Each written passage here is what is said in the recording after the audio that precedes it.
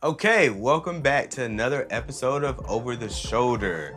You know how it goes. We need likes, we need comments, we need shares, we need, if you want to sit on this other side, just, hit up the DMs, comments on this, we can make it happen. Now, for the person who's sitting on this chair this time, this is my second project working with him, and he's always been great energy, promptness, always knowing his lines like to a T. I have never, to this day, I haven't seen him look at a script, and he has always known his lines, which in the film world is an amazing quality to have because they always are the people who are reliable, dependable, and he knows how to ask the right questions to get himself in character so he can really truly understand the assignment. And for this latest project on Honestly, understand the assignment he did. OJ, Greg from Honestly. How are you Yeah, doing, man? I'm doing good, man. Thanks for having me here. Of course, man, of course.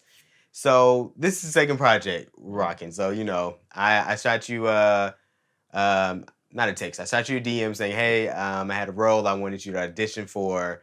It's for Honestly, and then I shot you over a side for you to audition. What was your thought process when you got that side? So I read the side and I was like, what the hell is going on here? I didn't understand at first. It took me like a couple of times to read through it to kind of get a grasp of like, all right, who is this character? What am I doing here? And it like finally clicked for me, like, okay, I think I know what I'm doing, so I'm gonna give it a shot and try like two different ways to get this character across and just, try to do something that would I think would be different than maybe other people would do. I mean, because 6 people auditioned for the role of Greg. So I think the thing that I really liked about it, because multiple of them tried to do it in two different ways, but you did one in a very serious way and then a comical way. Mhm. And your comical way was actually the one that kind of caught my eye the most, because as I was like reading through the script and in the moment that I sent for the side, looking at what Greg was and what was happening in this, I said, like, I feel like I wanted some level of, even though it's a serious moment, I wanted a level of comic relief right here. Just like, hey, this is what it is. Yeah. It's a little bit of the twist, a little bit of the plot. There's a plot twist in that moment that I sent through. And so you were the only one who went comical with it.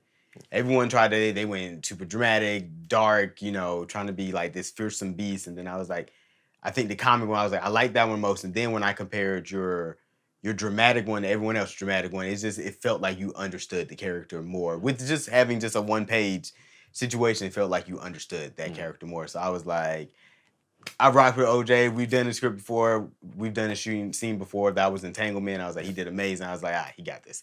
So I hit you up. I send you the entire script. What do you think about the entire script when you're first getting in and you're reading through it? Yeah, so I had like a particular idea of like what the script was gonna be about just from that one pager. So after reading the full script, I like okay, it's exactly what I thought it was gonna be. It's like I'm the friend, and then I'm kind of like flipping the script and becoming this vicious monster that's deceiving this whole time. So it was good being able to read like that backstory, like what our actual relationship is, and that kind of made like the build up to me turning even sweeter. Okay. So when you're reading the script, is there ever like a moment where you're like, oh, I can't wait to shoot this?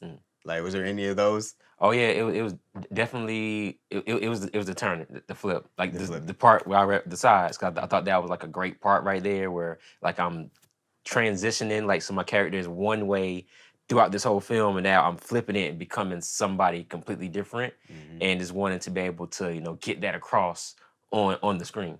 Mm. So how did you? It's like, 'cause again, we had to get makeup done, so I can go to Yeah. that. So how was the process of getting all this makeup done with the nails, with the teeth, all that? It was cool because this is my first time actually like getting like prosthetics on my face. I was in like a horror film a few years ago, so I got to see other people do it. I'm like, man, wish I could do that. Wish I could have like, some blood and stuff on me. But it was definitely cool. It's a new experience. The nails was probably the wildest experience. Now, I definitely feel sympathy for women now that have long nails because I was walking around, I didn't know what to do with my hands because I feel like, He was like this the entire time. Just yeah, I feel like my nails gonna pop off if I did something. Like I had to go to the bathroom. It took me like 10 to 15 minutes just to use the bathroom. Like, man, I can't wait to get these off. the entire time we're driving to the next location, this man's like this. I was like, you can relax, you can put them on this. He was like, nah, they gonna pop off. Yeah. It was really funny, but you did an amazing job. So when you read the script and then we go to the premiere and you actually see the flip, the turn, you see it on screen. How is it actually making you feel when you see that your character coming to life on screen and now you're seeing the color correction, you're seeing it with the mood, the music, all this kind of stuff. How do you feel that all of that was executed? I thought it was great. I felt like it did what it needed to do, especially the point where me and Tim are turning into these monsters. The flip was very great, especially with the smoke coming out.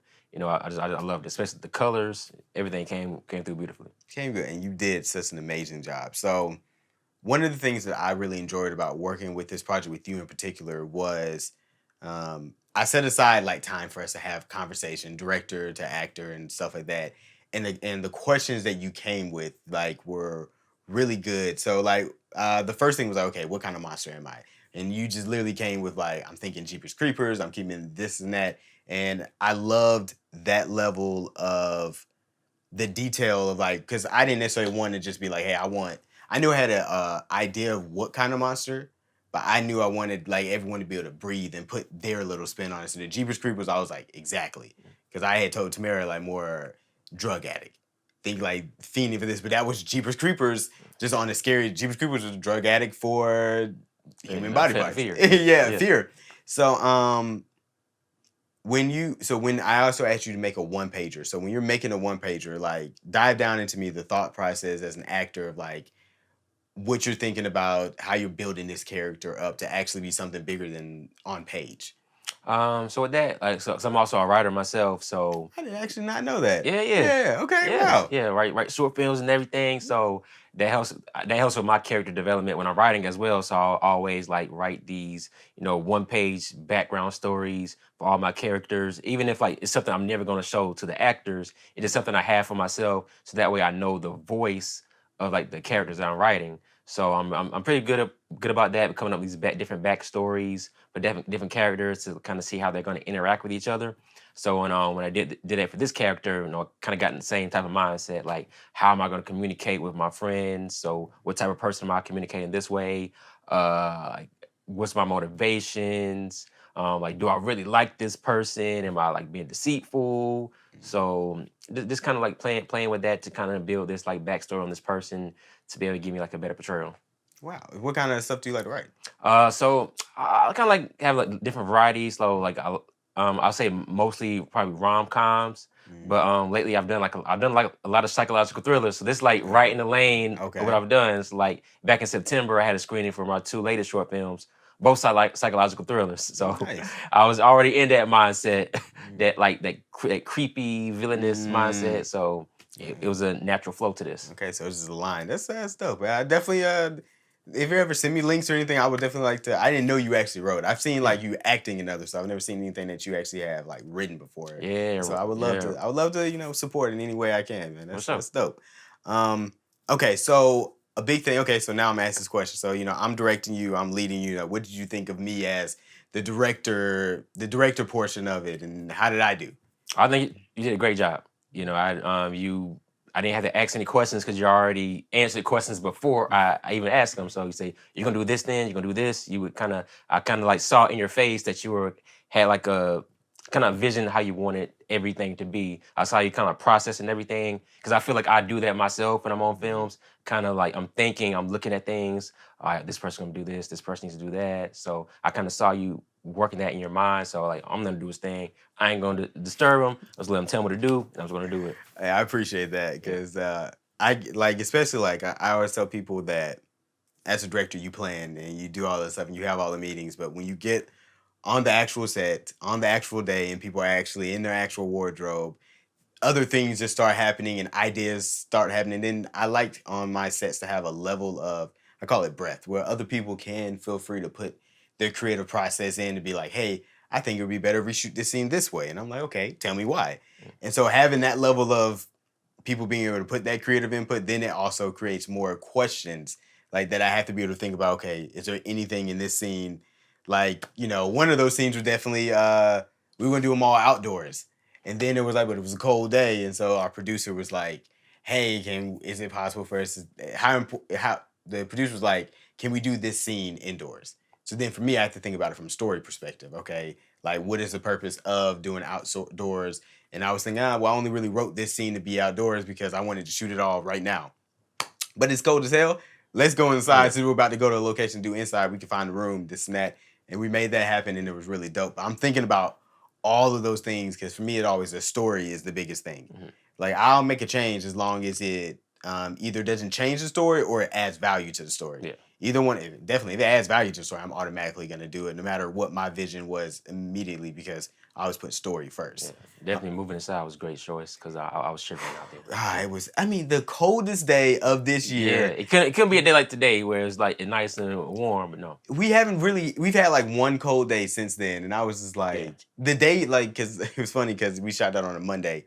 That Saturday, I was outside shooting for Morehouse, and it was blazing hot, Mhm. blazing. And then Sunday was hot too. I was just like, the day that we had the wind just is coming, so I was just like, But when I saw the scene, I thought, oh, it's perfect. This scene is perfect to be inside because it kind of made it more intimate that they were in that room. yeah, it definitely did. It definitely did help out for the story and everything like that. So I'm actually happy that we were able to do that transition. We could all get some food, Yeah. all that kind of stuff. Mhm. Okay. So directing, writing. So I guess what was your favorite part about Greg's character? My favorite part about his character was that he brought some levity to it. You know, Mhm. just tried to kind of be kind of as lighthearted as I could with it to kind of make that distinguishing change from being this like the sidekick, the buddy that's kind of trying to bring some comedic relief situations to now, man, like whoa, he's villainous, he's Mhm. evil, he's trying to kill you.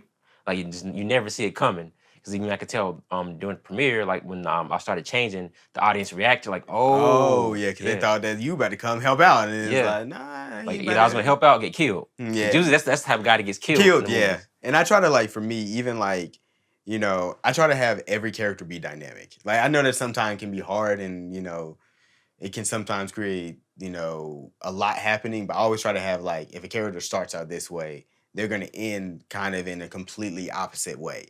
Like that's just kind of how, like, there's a story arc, which the story arc does that, and I kind of do that with my character arcs for every main character. Like usually I look at it as like, for this one, I would say there were four mains, and I try to make each of those story arcs a little bit different. Like even like your character kind of started off with the conversations he had with Marvin are a little bit more pissed. And then by the end, he's like, I'm actually the funny guy. Yeah. And it's like, that's like a level of character, because once you change and everything like that, you ain't worried about anything else. Now the secret's been revealed. So Yeah. I don't need to, like, how he was, because in my background story, writing the character, he's getting the stuff out of Marvin's character through trying to make Marvin mad, making him more flustered, like pulling it from that inspiration and stuff like that. So when he's having a conversation, that's where he's always coming to him with the problems of, man, damn, man, why is the wedding always about her? Like every single time he's talking to him, it's about something of like, are you fucking her? Are you fucking your therapist? Like he's coming, that's how he gets it from. Whereas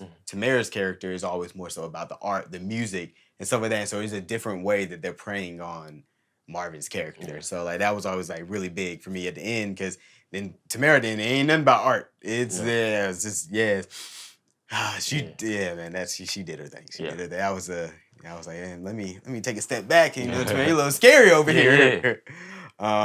Okay, so what you think of actually the premiere party and everything like that, how it premiered and all that? Because this is the first time you've been to Mountaintop Studios premiere party. So what you think of that? That was great. The audience really loved the film. I think it hit on all points, and it was crazy. Like you told us at the premiere that you almost couldn't show it because your computer crashed. Oh my god! And I'm still having computer problems. It's like 2 weeks later. I'm still having computer problems. Like I just was able to get like the first exported out version of it, and then that even crashed. So it's like I had to do something completely different with my program to see. Technology is gonna technology. Yeah, I kind of felt that problems too, like because so I had a screening for my 2 short films back in September, and then one of them, the computer that was on, like the files just weren't showing up at all. So my director, she had to take her laptop to the Best Buy, to the Geek Squad, so they can try to get the files off of there. Wound up being able to get the files off, and had 2.5 weeks to be able to edit everything.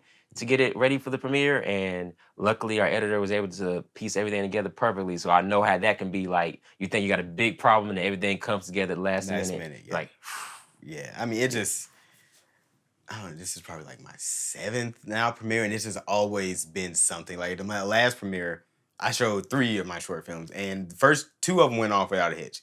But the first one is literally, exported everything out, and the last, like, the end battle scene for that one, literally, the sound just goes off. Like, the sound just stops working.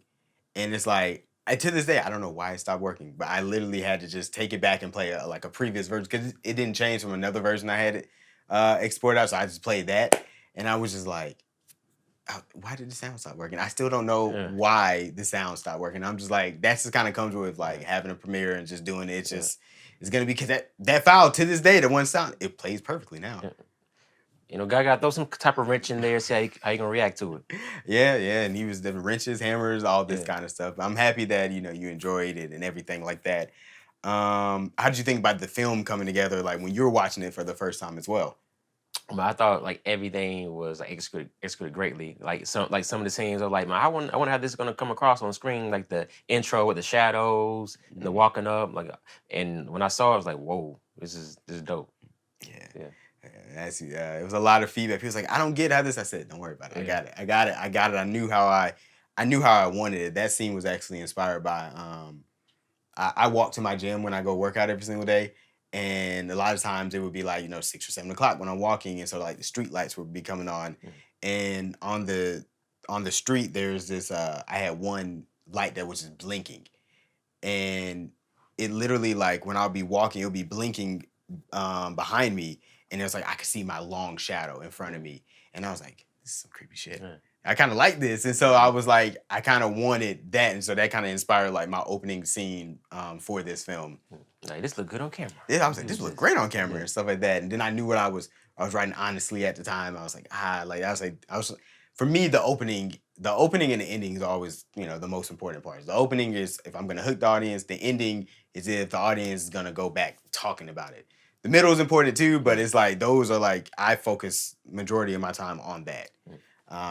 Okay, so also, what was it like working not just with me, but with Mountaintop Studios, the crew, everybody, and just dealing with, interacting with us? But everybody was great. Everybody was real friendly, welcoming. Nobody was standoffish. So it was like a great family environment. I could tell that you all, worked with each other a lot before. You communicated greatly with everybody. Even if like it's something like other people may take offensive, but just because you don't work with each other so much, you didn't think anything of it. Like, okay, you're right. I'm not gonna say the joke, but when you jumped in with the hard ER, I was like, oh, OJ has been acclimated to Mountaintop. Hard ER. But yeah, that's actually the second time I've heard that today about it being a family environment. It's kind of funny. I didn't necessarily, when I first started this, I didn't necessarily, you were, honestly, I'm gonna ask that question next. But when I first started working with building a team and the crew and all this kind of stuff, I just knew I wanted culture to be above everything else. I want everyone to just be able to have fun. I say we have 2 pillars in Mountaintop Studios. The top 2 pillars are, number 1, we protect Black women.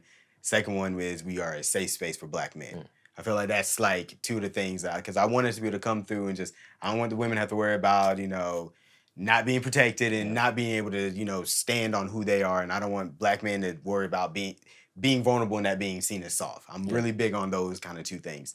And so like just building that culture is just, when people started gravitating towards it, it kind of became like a family oriented culture. And I was like, oh wow, I didn't necessarily see it that's not what I was intentionally trying to build. I just wanted to create these safe spaces, but that's what a family is supposed to be though. Yeah. A safe space for everyone that's gonna come and just have fun and do what we came here to do. It's great seeing so many women of color like behind the camera too, doing their thing. So I'm big on that. I'm huge on just trying to like I love giving. Well, first of all, I love giving someone their first opportunity to direct. I feel like that's important because it's one of those things. Like everyone always asks, "Hey, I want to be a director," and they're like, "Well, let me see what you've directed." Well, how can I direct something if I've never been given an opportunity? So I love giving that. And then in this industry, it's just such a male-dominated industry. So it's like I do love when like a woman's like, "Hey, I want to be able to direct, or I want to be AD, or I want to this and that." And I'm like, "Okay, well, I got all these projects and stuff like that. Like, what's the deal?" Like I always know that at the end of the day, if you have the willingness to learn, it's gonna come out great Mhm. because you're gonna be studying, you're gonna be asking the right questions and all that kind of stuff. And to me, as opposed to anything that I look for in working with someone, I look for the willingness. Mm. So like when I ask like, hey, I send someone aside, I might say 3 days. I'm looking at like, are they sending me back questions? Are they asking this and that? Are they, you know, like when they give me the 3 days, what's their level of communication? All those things matter to me. Mm. Because when you get on set, those things are going to be the stuff that's going to be highlighted even more so than anything else. Yeah. So I'm always really big on that. So it's a fun group of us, and I actually love working with them. My team is undefeated in my opinion. But I guess when we did Entanglement back in the day, so we did Entanglement 2019. 2019 or 2020. Yeah. It was I think it was 2020. 2020 because I think we were in the pandemic. Yeah. So we did 2020. And then versus now doing a project, I mean, it's almost literally 3 years. Yeah. We did Entanglement like September of 2020. So we did this in October of 2023. Like, what's the difference have you seen between what Mountaintop Studios was then versus what it is now? I think it's like more efficient now.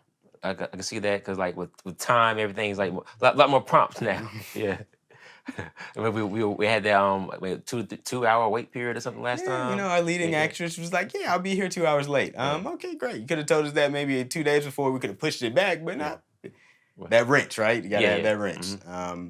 So yeah, that was really I'm still very proud of that project. Yeah. That was actually my first time I edited multiple people on a screen, the same person, because in that one character played multiple people. Yeah. So that was the first time I edited that and did that. I was like, oh dang, I'm actually really good. Yeah, that was dope. Yeah. How that was able to come out having the 3 characters, actually 6, because they had 3 of me and 3 her at the same time. Exactly. Yeah. So that was like the first time I was like, oh, this actually worked. Yeah. I did not know it was gonna work until I was planning on that's why I shot a lot of those over the shoulders with the interaction with the characters because if it didn't work, that was gonna be the film. Yeah. So, but it worked, and it was actually funny because people didn't know that the main actress was the 3 different people until like the very end when they saw it. They're like, oh my God. So that's me. I like a good twist in my writing. Like and that moment. No, I love the moment. So, trying to think to have any other questions for you.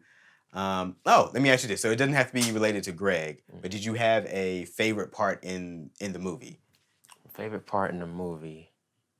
I really like the connection between the main 2 characters, like seeing their relationship and seeing like how he talked about his life, talked about his family. Just they really had like a real solid connection. They did. Yeah. They did. Any of the scenes in particular that you were like, this is amazing? Also like the scene in the room. He was with Shauna in the room. The scene that was supposed to be outside wound up being inside. Yeah, I really like how that came across as well. Like the levels, like he was on the ground, she was sitting up, so that looked very real dope. Even though they didn't have like a romantic relationship, you could tell that they had some type of connection. Okay, yeah, definitely love that.